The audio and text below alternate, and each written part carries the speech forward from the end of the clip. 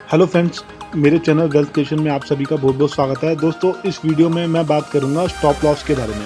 Stop loss क्या हकीकत में हमें लेना चाहिए? दोस्तों, मेरी ऑब्जर्वेशन है, मेरा ये मानना है, मैंने ये देखा है अपनी लाइफ में कि 90% जो रिटेल इन्वेस्टर हैं वो मार्केट में पैसा लूज़ करते हैं। 90 के भी 95। सबसे बड़ी गलती वो ये करते हैं कि जब वो ट्रेड डालते हैं तो स्टॉप लॉस नहीं लेते हैं। वो कहते हैं जब मैं स्टॉप लॉस लेता हूँ तो मेरा लेके चला जाता है। मुझे ऐसा लगता है कि कोई ऑपरेटर है वहाँ बैठा है, वो मुझे देख रहा है, मेरा स्टॉप लॉस तक आता है, उसके बाद स्टॉक बढ़ जाता है, ऊपर चला आता है, मेरा स्टॉप लॉस हिट हो जाता है। तो वो ये सोचते हैं कि स्टॉप लॉस लगाना नहीं चाहिए, स्टॉप लॉस लगाना छोड़ देता हूँ मैं। तो मैंने जनरली ये पाया है कि जो छोटा इन्वेस्टर है, जो एक रिटेल इन्वेस्टर है, उसके 90 से 92% ट्रेड जो होते हैं, अगर मैं उसका कैपिटल गेन देखूं, उसका एकदम सही होता है। वो छोटे छोटे प्रॉफिट में बाहर आ जाता है, छोटे छोटे ट्रेड डालता है। ओवरऑल उसके जो ट्रेड हैं वो प्लस में होते हैं, यानी कि अगर उसने 100 ट्रेड डाले, 100 में से 92 से 95% जो ट्रेड होते हैं वो उसके प्रॉफिट में होते हैं, और 5% जो उसका ट्रेड होता है वो होता है लॉस वाला, वो होता है बड़े बड़े लॉसेस। तो उसके चक्कर में उसका पूरा का पूरा अकाउंट खाली हो जाता है। मैंने ऐसा देखा है कि जो 5% जो है, जो इनको लॉस हुआ, वो तो क्यों हुआ? 5% लॉस जो हुआ, वो जो ट्रेड लॉस में गए, वो इसलिए हुए ग्रीड एंड फियर। अपने लालच को कंट्रोल नहीं कर पाए और अपने इमोशंस को कंट्रोल नहीं कर पाए। एक गलती हुई, एक गलती के बाद दूसरी गलती होती है, फिर तीसरी होती है, फिर चौथी होती है, गलती पे गलती इंसान करता जाता है। तो एक तरीका ये है इस चीज से बचने का कि कल को अगर आपको आज लॉस हो गया तो आज आप स्क्रीन से उठ जाओ, चले जाओ, बाहर चले जाओ, स्क्रीन के सामने मत बैठो। लॉस बुक हो गया, कोई बात नहीं, 3-4 दिन बाद आओ, फ्रेश एनर्जी के साथ आओ, फिर ट्रेड डालो।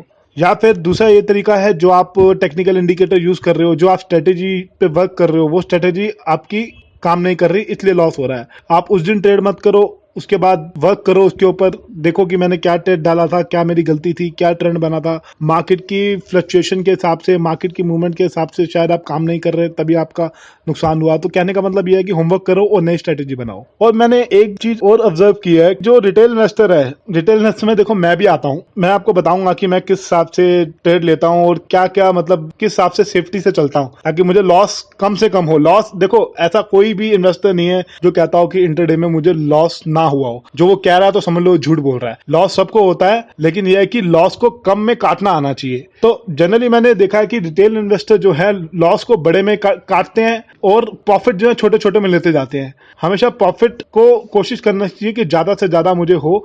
जब स्टॉक ऊपर की तरफ जा रहा है तो कोशिश करनी चाहिए, थोड़ा पेशेंस रखना चाहिए। तो दोस्तों, इस वीडियो में मैं आपको बताऊंगा कुछ अपनी स्ट्रेटेजीज, कुछ मैं तरीके बताऊंगा कि लॉन्ग टर्म में मैं क्या चीजें देखता हूं। अगर वो सब चीजें मुझे दिखती हैं उस स्टॉक के अंदर, तो मैं उसके अंदर अपनी पोजीशन काट देता हूं। एक बेसिक चीजें मैं आपको स्टॉप लॉस के ऊपर इस वीडियो में बताऊंगा। तो चलिए आइए दोस्तों, शुरू करते हैं अपना आज का वीडियो। एक स्टॉप लॉस ऐसा लेवल होता है जहां पे हम अपनी पोजीशन लॉस में काट देते हैं। तो थोड़ा बहुत लॉस बुक करना मेरे हिसाब से कोई बुरी बात नहीं है। तो मेरे हिसाब से हर इन्वेस्टर को स्टॉप लॉस लगाना चाहिए। स्टॉप लॉस आपके गलत ट्रेड को नहीं बचाता, लेकिन आपकी कैपिटल को बचाता है, आपके एक अकाउंट को बचाने का दम रखता है ये स्टॉप लॉस। और स्टॉप लॉस हमको डिसिप्लिन भी सिखाता है। तो आइए एग्जांपल के लिए मैं आपको एक उदाहरण देता हूं। फॉर एग्जांपल के लिए, आपने अगर 5 ट्रेड किए, आपका रिस्क रिवॉर्ड रेशियो है 1:2, यानी कि आप 100 रुपये का घाटा खाने को तैयार हैं और आप कह रहे हैं कि मैं इस ट्रेड पे 200 रुपये का प्रॉफिट कमाऊंगा। तो आपने 5 ट्रेड किए, तो 5 में से आपके 3 ट्रेड लॉस में गए, तो आपको इसमें लॉस हुआ 300 रुपये का। और वहीं एग्जांपल के लिए हम सपोज कर लेते हैं, अगर आपके जो 5 ट्रेड डाले उसमें से 2 ट्रेड हो गए प्लस में, उसमें आपको प्रॉफिट हुआ इस रेशियो के हिसाब से 400 रुपये का। तो ओवरऑल हम देखें तो इसके अंदर आप प्रॉफिट में रहे, 100 रुपये का आपको मुनाफा हुआ। तो जो आपको ये प्रॉफिट हुआ है 100 रुपये का, वो इसलिए हुआ क्योंकि आपने डिसिप्लिन में काम किया। अगर वहीं जो आपने 3 ट्रेड डाले जो लॉस में हुए आपके, अगर उसमें स्टॉप लॉस नहीं होता तो वो और ज़्यादा आपका लॉस होने की संभावना उसमें रहती। तो वहीं उदाहरण के लिए हम कहें, अगर आप 1:2 की बजाय 1:3 रेशियो रिस्क रिवॉर्ड पे आप ट्रेड करते, तो वहीं पे आप सेम कंडीशन में अगर आपके 3 ट्रेड लॉस में जाते तो आपको 300 का नुकसान होता, और वहीं अगर आपके 2 ट्रेड सक्सेसफुल हो जाते तो आपको यहाँ प्रॉफिट होता 600 रुपये का।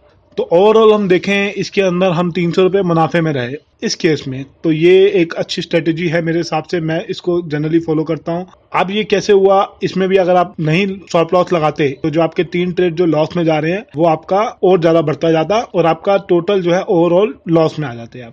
इंटरडे ट्रेडिंग में मैंने एक चीज वो देखी है, रिटेल इन्वेस्टर सबसे बड़ी गलती करते हैं वो ऑर्डर प्लेस कर देते हैं, कहते हैं हाँ मैं स्टॉप लॉस तो लूंगा, स्टॉप लॉस के बिना मैं काम नहीं करूंगा, लेकिन वो स्टॉप लॉस स्क्रीन पे नहीं लगाते, वो दिमाग में रखते हैं सिर्फ स्टॉप लॉस। वो कहते हैं हाँ इस रेट पे आएगा तो मैं काट दूंगा। तो क्योंकि स्टॉक मार्केट में जो होता है, स्टॉक्स में कम्युनिटी मार्केट हो, करेंसी मार्केट हो, कोई सी भी मार्केट हो, उसमें मूवमेंट इतनी तेज होती है कि आप समझ नहीं पाते। तो स्टॉप लॉस हमेशा लगा के रखना चाहिए, दिमाग में नहीं रखना चाहिए। कई बार क्या होता है, वो उस रेट से नीचे आ जाता है जिस रेट पे इसने लॉस लेना था अपना, उससे भी ज़्यादा नीचे आ जाता है, 2 रुपये 3 रुपये। फिर वो देखता रहता है, वो कहता है चलो जो जिस रेट पे मैंने सोचा था स्टॉप लॉस लूंगा उस रेट तक आ जाए तब मैं काट दूंगा। फिर वो आता नहीं है, फिर उसको नीचे के रेट पे नुकसान खाना पड़ता है। जितना उसने सोच के चला था उससे कई ज़्यादा नुकसान वो उठाना पड़ता है उसको। जनरली जो है मैंने देखा है कि रिटेल इन्वेस्टर जो स्टॉप लॉस लेते हैं वो 2% का लेते हैं। देखिए मैं तो पहले भी कहता आया हूँ कि स्टॉप लॉस कोई परसेंटेज का नहीं होता, वो एक लेवल का होता है। अगर उस एरिया को काट दे तो स्टॉक उसका ट्रेंड बदल जाता है। तो बाकी मैं एक चीज़ का और ध्यान रखता हूँ इसके अंदर, वो सब तो मैं आपको बताऊंगा कि मैं किस हिसाब से ये चीज़ें समझता हूँ। मैंने इस पर वीडियो बना रखा है, मैं बहुत जल्दी अपलोड कर दूंगा एक। मैं जनरली ये देखता हूँ कि जैसे इस महीने मेरा प्रॉफिट मान लीजिए 20,000 रुपये का था इंटरडे ट्रेडिंग से। सपोज कर लीजिए, एग्जांपल के लिए मैं बात कर रहा हूँ, मैं अभी तक 15,000 रुपये का नुकसान खा चुका हूँ इंटरडे में, तो अभी मैं सिर्फ 5,000 का प्लस में हूँ। तो मैं आज इंटरडे कर रहा हूँ तो मैं ये कोशिश करूंगा कि मेरा 5,000 चला गया, उससे ज़्यादा सिर्फ मैं 1,000 रुपये ऊपर नुकसान खाऊंगा, इससे ज़्यादा नुकसान खाऊंगा। मैं उस ट्रेड को सारा काट दूंगा। मतलब 5,000 तक तो चलो मैं ठीक है, उससे ज़्यादा मैं अपनी कैपिटल पे 1% और रिस्क ले सकता हूँ, मेरी जितनी टोटल कैपिटल है। दोस्तों ये सिर्फ आपको समझाने के लिए मैं एक उदाहरण दे रहा हूँ कि मेरे हिसाब से एक रिटेल इन्वेस्टर को इस हिसाब से काम करना चाहिए। तो दोस्तों ये तो ही इंटरडे की बात, इंटरडे में किस तरीके से स्टॉप लॉस मैं लेता हूँ। बाकी इन्वेस्टिंग में लॉन्ग टर्म के लिए अगर मैंने किसी स्टॉक को होल्डिंग बना रखी है तो उसमें भी मैं स्टॉप लॉस लेके चलता हूँ। जी हाँ, उसमें भी मैं स्टॉप लॉस लेता हूँ, क्योंकि स्टॉक मार्केट में ऐसे बड़े बुजुर्ग कहते हैं जिसको लॉस लेना नहीं आता तो वो स्टॉक मार्केट में नुकसान खाएगा। क्योंकि देखो ऐसा होता है, हमारे डिसीजन भी गलत हो जाते हैं कई बार। कोई हमने स्टॉक उठाया लॉन्ग टर्म के लिए, तो उसके अगर नतीजे अच्छे नहीं आ रहे, फंडामेंटली वीक हो रही है कंपनी, कुछ पंगा हो गया उसके अंदर, तो समझदार इन्वेस्टर यही होता है कि वो टाइम से उससे एडजस्ट कर जाए। क्योंकि कई इन्वेस्टर ऐसे कहते हैं कि भाई मेरा डिसीजन तो गलत हो ही नहीं सकता, मैं देखता हूँ कैसे नीचे आता है, कैसे आएगा नीचे, मैं देखता हूँ। ये ईगो नहीं होना चाहिए कभी भी, इस चीज़ को हमेशा हमें बदलना चाहिए। तो लॉन्ग टर्म में मैं कैसे लेता हूँ स्टॉप लॉस, मैं ये देखता हूँ कि सबसे पहले फंडामेंटल देखता हूँ, फंडामेंटल बेसिस पे स्टॉप लॉस लेता हूँ। अगर मेरी पोजीशन, मैंने कोई स्टॉक उठा लिया, वो लॉस में भी जा रहा है, अगर उसके फंडामेंटल बदल गए तो मैं उसको लॉस में भी काट देता हूँ। तो मैं उसमें सबसे पहले तो देखता हूँ डेब्ट इक्विटी रेशियो, फाइनेंशियल रेशियोज में कुछ देखता हूँ, जिसमें सबसे इंपॉर्टेंट है डेब्ट इक्विटी रेशियो। तो मैंने वीडियो भी डाला था, अगर आप उसको देखना चाहें तो देख लीजिए, उसका लिंक मैं डिस्क्रिप्शन बॉक्स में डाल दूंगा। तो अगर डेट कंपनी की बैलेंस शीट में बढ़ रहा है तो मैं कोशिश करता हूँ कि पहले तो जिसके अंदर डेट ज़्यादा होता है उसमें मैं इन्वेस्ट नहीं करता हूँ। और डेट अगर किसी की बैलेंस शीट में है तो मैं हमेशा उसको ट्रैक करता हूँ, क्वार्टर रिजल्ट उसके ट्रैक करता हूँ, एनुअल रिजल्ट ट्रैक करता हूँ। मेन क्वार्टर रिजल्ट पहले क्वार्टर रिजल्ट होते हैं, एनुअल तो फिर बाद में बनता है। क्वार्टर हम 3-4 क्वार्टर में देख लेते हैं, 3 क्वार्टर में पता चल जाता है अगर कंपनी अच्छा प्रदर्शन नहीं कर रही, उसका डेट बढ़ रहा है, वो कंट्रोल नहीं कर रही, तो उसके अंदर मैं कोशिश करता हूँ कि अपनी पोजीशन कट कर दूँ। तो ये सबसे इंपॉर्टेंट पॉइंट है, आपको हमेशा देखना चाहिए कंपनी के नतीजे जो आते हैं। मैं पुराने वीडियो में भी कहता आया हूँ ये बात। और तीसरी बड़ी चीज़ होती है प्लेज। मैं ये देखता हूँ कि प्रमोटर ने कभी अपने शेयर तो गिरवी नहीं रखे हुए, क्योंकि कई ऐसे बिजनेसेस हैं जो टर्न अराउंड हो गई हैं कंपनियां, उनकी बैलेंस शीट में काफ़ी ज़्यादा डेट है। अब टर्न अराउंड तो हो गई, कल को फिर मैं उसको ट्रैक भी करूँगा, कल को प्रमोटर जो है प्लेजिंग तो नहीं कर रहा अपने शेयर्स की। कई ऐसे स्टॉक हैं जिसमें प्रमोटर ने काफ़ी हद तक प्लेजिंग कर रखी है, तो ऐसे स्टॉक में तो मैं पहले इन्वेस्ट करता ही नहीं हूँ। फिर भी अगर गवर्नमेंट पॉलिसीज उस सेक्टर को सपोर्ट कर रही हैं, या फिर हम ये कहें कि कुछ और फैक्टर्स हैं जो उसको सपोर्ट कर रहे हैं, जिसकी वजह से हमें लगता है उसमें बाइंग करनी चाहिए, तो ये पॉइंट मैं सबसे पहले देखता हूँ। तो दोस्तों ये था एक छोटा सा जानकारी वाला वीडियो। उम्मीद करता हूँ कि मेरा वीडियो आपको अच्छा लगा होगा। अगर आपको मेरा वीडियो अच्छा लगा तो मेरे चैनल पर सब्सक्राइब कीजिए और अपने कमेंट दीजिए। धन्यवाद।